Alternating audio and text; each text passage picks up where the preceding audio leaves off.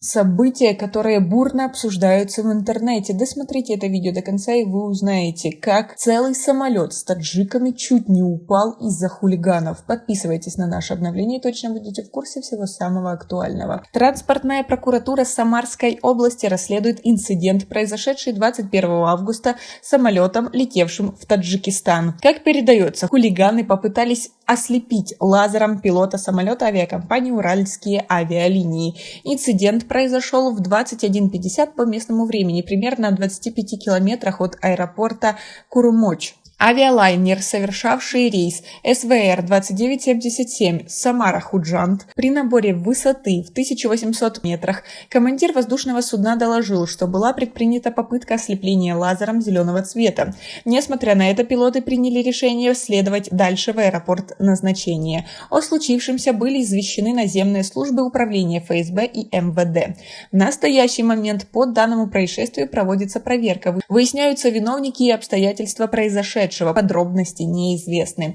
В случае, если хулиганы будут обнаружены, то в отношении злоумышленников откроют уголовное дело по статье 267, пункт 1 Уголовного кодекса Российской Федерации «Действия, угрожающие безопасности эксплуатации транспортных средств». В самом легком случае эти шутники получат штраф в размере от 1500 до 300 тысяч рублей или лишением свободы на 2 года. В случае, если из-за ослепления пилотов произойдет катастрофа, то статья будет иная, с реальным уголовным сроком до 15 лет лишения свободы. Как вы относитесь к такой ситуации? Как вы думаете, кому вообще могло прийти в голову так пошутить? Свои ответы напишите нам, пожалуйста, в комментарии. Но еще одна интересная новость, которая стала известна не так давно. Внешнеторговый оборот Таджикистана в январе-июле текущего года составил 4,2 миллиарда долларов, что на 16,5% больше в этом же периоде 2021 года, сообщает статистическое ведомство республики. В частности, экспорт продукции сложился на сумму около 1,5 миллиардов долларов, а импортирована республикой товаров на сумму почти в 3 миллиарда долларов. Объем экспорта по сравнению с январем-июлем 2021 года вырос почти на 2%, а импорта на 25%. Подавляющий объем экспорта Таджикистана до сих пор состоит из различного сырья, такие как минеральные продукты. Они занимают почти 36% экспорта страны, драгоценные и полудрагоценные металлы и камни 30%, недрагоценные металлы и изделия из них 15%, текстильные материалы и изделия из них почти 14%.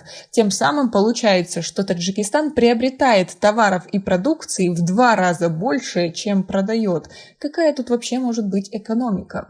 Импорт товаров является сравнительно равномерным. Минеральные продукты 18%, машины и оборудование 12%, недрагоценные металлы и изделия из них 10%, продукция химической промышленности 11%, готовые пищевые продукты 9% и продукты растительного происхождения 8% и другое. Таджикистан в январе-июле имел внешнеторговые отношения со 101 страной мира. Главным торговым партнером республики является Россия, 22% во внешней торговле Таджикистана, Казахстан 19% и Китай 18%.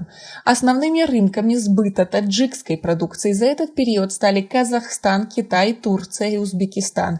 Импорт произведен в основном из России, Китая, Казахстана и Узбекистана. Как вы относитесь к тому, что мы покупаем товаров больше, чем продаем? Тем самым цены у нас в стране заоблачные. Свое мнение по поводу всего этого напишите нам, пожалуйста, в комментарии. Вы ощущаете на себе рост цен? У нас пока на этом все. Оцените наше видео подпиской и лайком. До скорой встречи.